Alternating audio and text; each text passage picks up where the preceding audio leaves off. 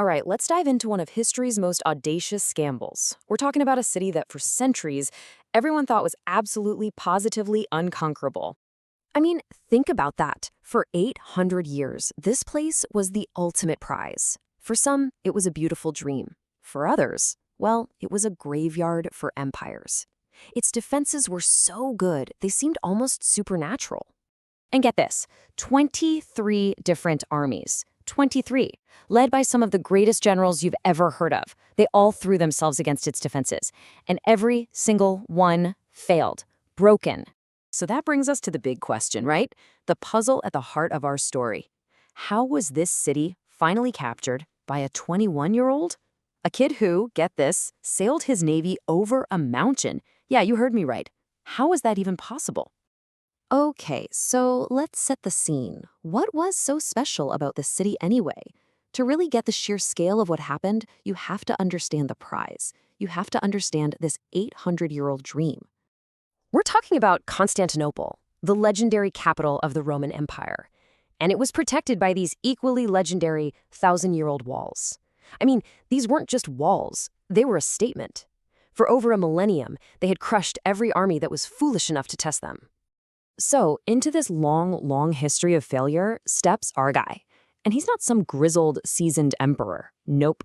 He's this underestimated kid, basically, with the weight of his father's biggest dream and biggest failure on his shoulders. This is Sultan Mehmed. He comes to power at just 19. And he doesn't just inherit a throne. He inherits his father's greatest shame. See, his dad, Sultan Murad, had tried to take Constantinople, and he failed. Miserably. It was the humiliation that basically haunted him to his grave. And this is what I love, the total disconnect. On one side, you have Europe's view. Oh, he's just a foolish boy, what harm can he do? They completely wrote him off.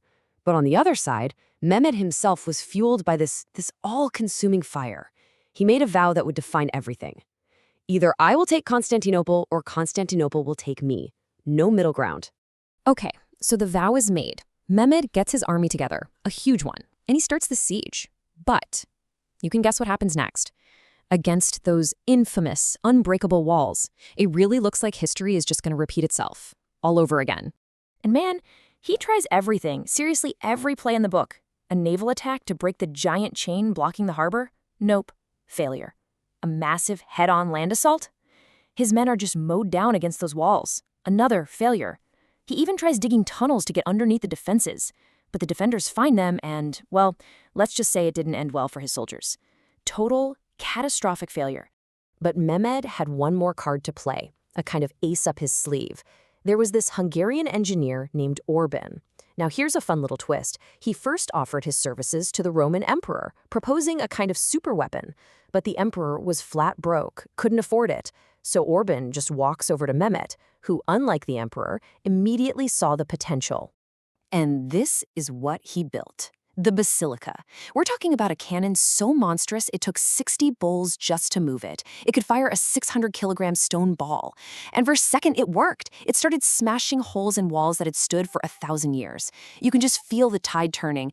And then, disaster. The cannon couldn't take the strain. It cracked. And then it exploded, killing its own creator. I mean, what a catastrophic failure. His ultimate weapon, his last hope, was just gone. So at this point, it's over. The siege is a total disaster. Morale is completely shattered. Even Mehmed's own advisors are begging him, let's just go home. But this is that moment. This is where absolute desperation gives birth to pure genius. So put yourself in his shoes for a second. What do? The sea is blocked, the land is a death trap, your super weapon just blew up in your face. What's left? Well, you take the rule book and you just set it on fire. Okay, so Mehmed comes up with this plan that is so completely insane, so audacious, he only tells his most trusted general. The logic was, well, it was brilliant in its madness. If you can't sail through the enemy's defenses, why not just sail over them? And so, in a single night, his men build a road made of logs, all greased up with animal fat. And then, with the brute force of thousands of men and oxen, they start to do the impossible. They literally drag 70 of their own warships out of the water, haul them over a hill, and get ready to relaunch them on the other side, right inside the enemy harbor. Think about it. As the sun went down that night, the defenders of Constantinople probably went to sleep feeling pretty good. The siege was failing, they were safe behind their walls and their chain. They had no idea they were about to wake up to an absolute nightmare. Can you just imagine the shock? Waking up, looking out at your completely secure harbor, the one protected by that unbreakable chain, and seeing an entire enemy fleet just sitting there? A fleet that literally appeared overnight. The psychological blow was just devastating. There was even an old prophecy that the city would fall to an emperor named Constantine, the same as its founder. And all of a sudden, that must have felt terrifyingly real. And that was it. The checkmate move. With the city now under attack from both land and sea, Mehmed orders the final all-out assault. And in the chaos, the very last Roman emperor, Constantine XI, reportedly threw off his royal robes and died fighting on the walls like a common soldier. The city falls. And the 800-year-old dream is finally real. But look, the fall of Constantinople was so much more than just the capture of a city. Its impact would echo through the centuries. It was the end of one world and the violent, dramatic birth of a whole new empire. This timeline really puts it all into perspective, doesn't it? For over 1,100 years, Constantinople was the capital of the Roman Empire. Its fall in 1453 wasn't just a battle changing hands. It was the final, definitive nail in the coffin of a civilization that had shaped the world for almost 2,000 years. This one event completely shifted the balance of global power. It gave rise to the Ottoman Empire, and, here's a cool consequence, by closing the old land routes to the east, it arguably forced Europe to look to the seas, which helped kickstart the entire age of discovery.